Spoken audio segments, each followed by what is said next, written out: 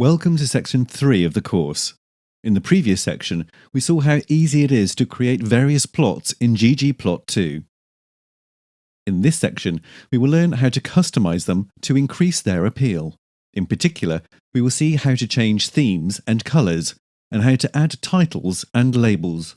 Then, we will add additional text and other interesting elements to the plots. Finally, we will explore how to create multi-plots.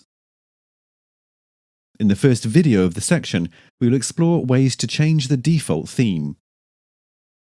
In this video, first we will see what are the elements of the default theme, and then we will look at the code to change it. By default, ggplot creates plots with a grayish background, no axes lines and white grid lines. ggplot2 was specifically created thinking about scientific publications and user-friendliness. For this reason, its default theme is already perfect for publishing our results for scientific journals. For example, I used it without modification in an article I wrote during my PhD. In some cases, though, we need to change the overall style of the plot to better present our results.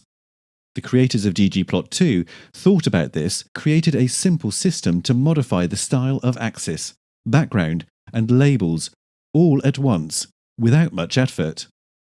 It is the change of theme which we will explore in this video. Let's open Activity 3.1 in RStudio.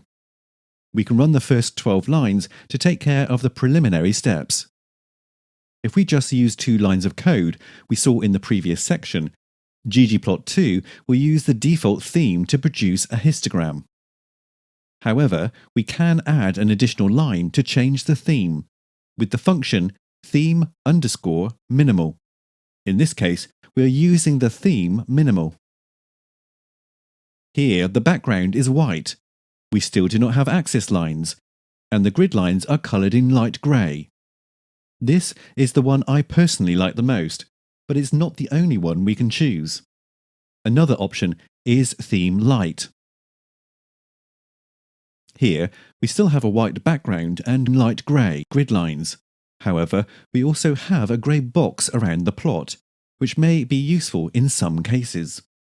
Finally, we're going to take a look at the theme classic. This looks very professional.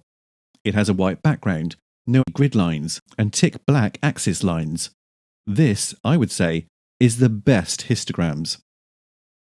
In this video, we explored ways to improve our plots by changing the default theme.